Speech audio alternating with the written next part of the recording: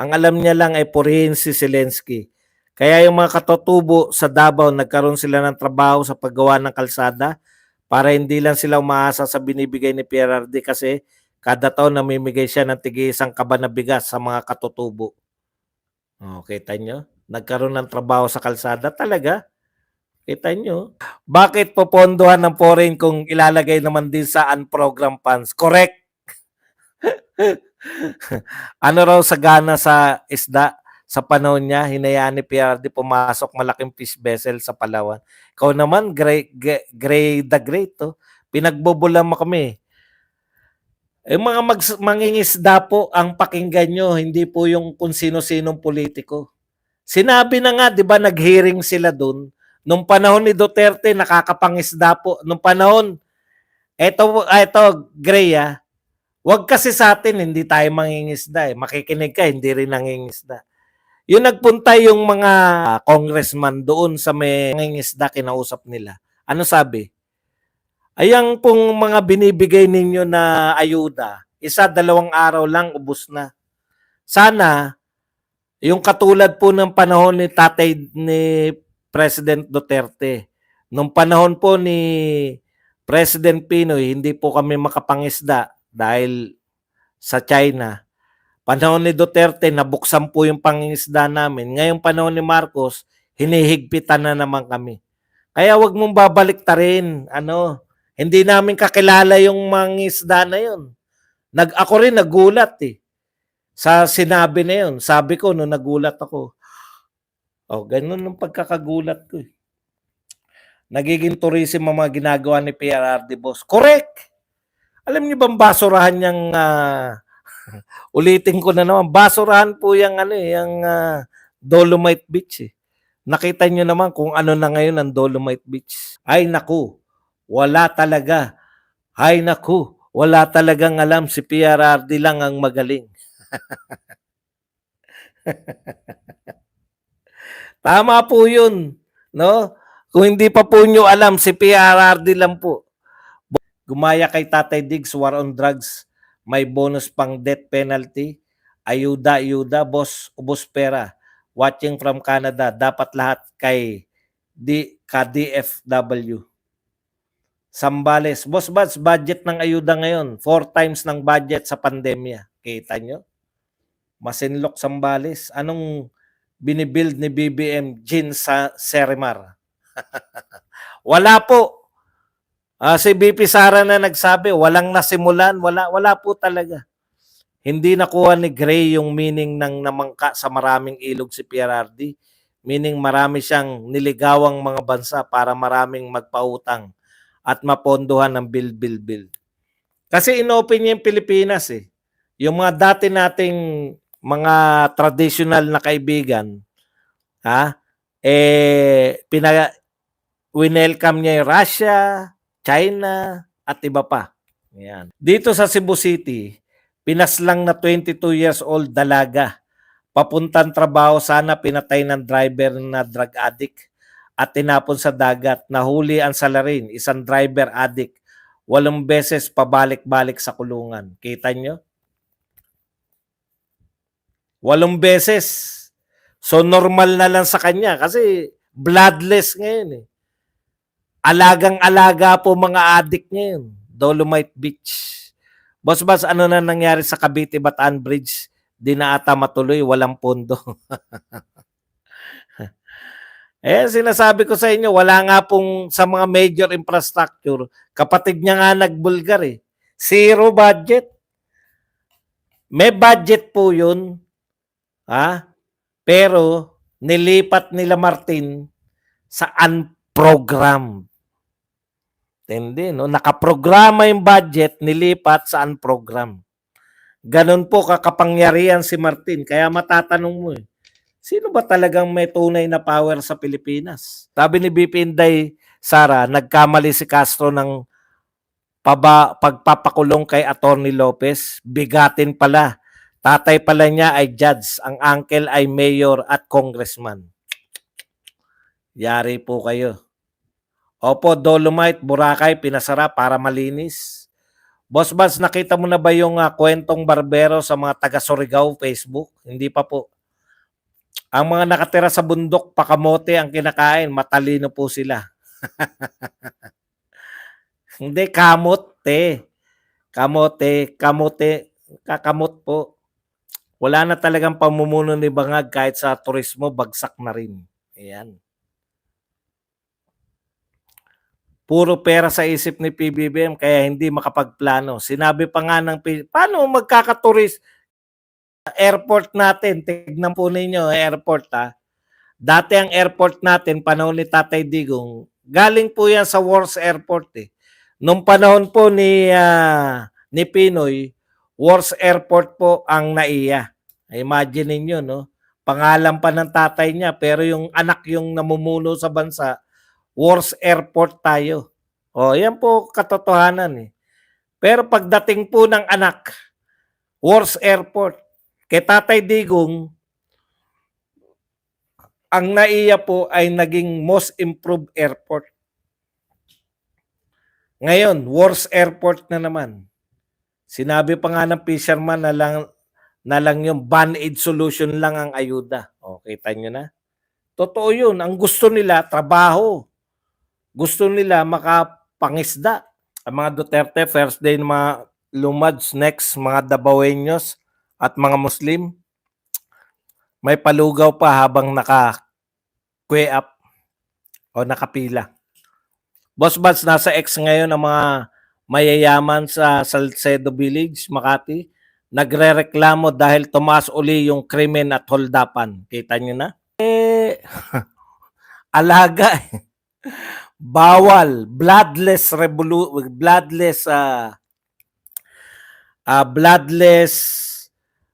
war on drugs ngayon. Kaya wala po silang takot. Kahit na anong gawin nila, hindi sila pwedeng barilin, kundi kawawa yung mga pulis. Dapat people power na. Text sa phone yata si Kuya today. Pindutin nyo 3 dot sa taas, may likes. Boss Buzz, ideya ng mga tulfo yan, ang pamimigay na ayuda, kita mo naman, sikat na sikat mga tulfo. Boss Buzz, bakit walang pangatlong ayuda sa amin? May malakas na hangin daw po ang bagyo, sabi ni Bangag. Nakakagulat na revelasyon habang nagbibigay ng ayuda.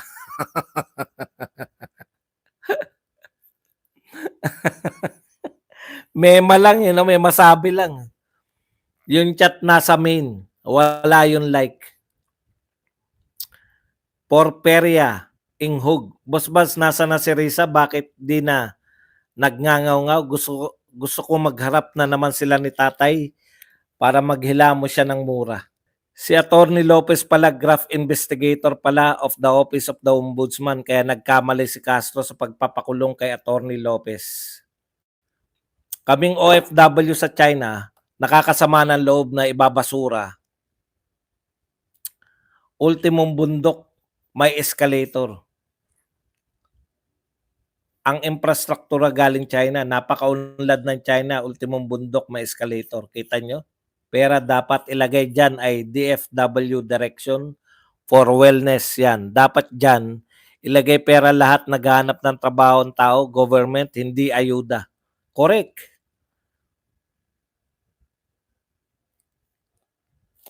History na ito, 19th Congress, pinakapangit. Ano po ba, dinidescribe nyo ba yung mga congressman ngayon? Wag naman. Si Kimbo lang tsaka si Castro dinescribe nyo na lahat. Maraming magaganda naman. Noted, thank you. Sir Buds, tayo po binabaha, sila naman binabaha ng pera. Napakaswerteng maging congressman, ano? Pera po ang bumabaha sa inyo. Samantalang kami. Lorino Prabsis. Paano pag natalo si Tamba sa 2025, paano mangyayari? Hindi po natin alam. Baka gawin siyang cabinet official. Kunyari lang na mahalaga ang singil. Mahal ang singil sa infrastructure sa China para matigil. ang railway project sa Davao. Siya, yan ang ginawa ni Kakulto sa screen niya. Yari sila sa Chief of Staff ng OVP na leksyonan ng HOR. Boss Badong, malapit-lapit na naman ang Pasko. Kailan magbabakasyon ng Quad Committee ng matahimik naman ng Pilipinas? Sana nga po habang buhay na kayo magbakasyon. Dito po sa amin, third year college, ni-rape at pinatay at nilibing ng mga patiwarik sa Capitol Lingayen, Pangasinan. Pinatay ng mga adik. Taga-anda po ang mga estudyante nag-aaral sa PSU Lingayen, Pangasinan. Grabe naman. Grabe naman po. Yan po ang nililigtas ng gobyernong ito. Adik pa more. Baka nag-overtime yung mga yan. Sabi ni Marbil, overtime daw eh. Wow, heavy credentials pala si Attorney Lopez. Magkano kayo binigay ni Marcos sa suhol? Good afternoon, Sir Badong. Yari itong mga to eh. Kaya galit po mga tao eh. Lalong ginagawa nyo, lalo nyo pinasisikat mga Duterte, sa mga ginagawa nyo, lalo nyo pong binabagsak si Martin. 1% na lang, 1% pa rin, hindi makaahon. Sa bagay, tumaas na po. Kita nyo po, ganito magbalita yan. Tumaas ng 100% sa rating si Martin kasi dati siyang 0.5 eh. Ngayon 1% na. Congratulations, 100% ang tinaas mo. Dating 0.5, naging 1%. Pinagmalaki pa. Pakipos, idol, yung shabu na nadakip doon, Surigao City, patungong Leyte, tapos service ng barbers ang may-ari. Ano pong ibig sabihin yung pakipos ko? Wala po ako nung video na yun eh. Kawawa mga tao, Sir Buds, anti-rabies na gamot, wala, kaya pala bagong Pilipinas. Walang anti-rabies. Mag-resign na dapat si Marcos, kawawa nila lang. Buds, pag natapos na ang term ni Marcos, imbestigahan si Martin Romualdez sa program. Kaya po, todo na nila. Kaya po yung mga congressman, walang hiya-hiya na. Alam nila, pag natapos po itong at hindi nila na ipanalo si Martin, alam nila mangyayari sa kanila. Kaya kahit po magalit na kahit sino, totodo na namin to. Baka makachamba kami na masiraan namin yung mga Duterte, pero baliktad po. Ang nasisiraan nyo po si Martin. Habang hanap kayo ng hanap sa wala, wala naghanap sa kanila. Ang dami po yung, naku, dami na pala. Dog dirty virus ang meron, Binom. Hindi ko alam kung anong gustong palabasin nitong tao na to. Hide ka na uli. Pati bakuna ng baby, alang gamot sa bakuna. Kaya ang apo ko, pabalik-balik sa health center. Ala pa rin pambakuna. New Pilipinas. Bakuna wala. Grabe naman kayo. Ngayon lang po nangyari yan. O sir, nagkaubusan ng anti-rabies vaccine. Tapos walang paki si Marcos. Yan po pala, no? Hindi ko po alam yan. Mabuti sinasabi nyo. Walang bakuna para sa baby, walang bakuna na walang anti-rabies. Yung sikat na vlogger na laging binibida si Tamba at binibira mga Duterte, ayun, napaamin, nabayaran kasi kumanta yung isang vlogger na kasama niya. Sino ba yung sikat na yan? Nang mabanggit natin ang pangalan. Dina-downplay nila ang drug use. Baka magkaroon na ng advertisement for drugs. Kung may ads na, paraan. Para saan ka bumabangon? Sa drugs, baka magkaroon ng para saan ka bumabatak. Watching from Cairo, Egypt, ang hirap intindihin ang batas natin dyan sa Pinas. Mabubulok. Mga tuwadkom sa Bucor, present. Ngayon lang yan, may ayuda pagkatapos, walang ngangana.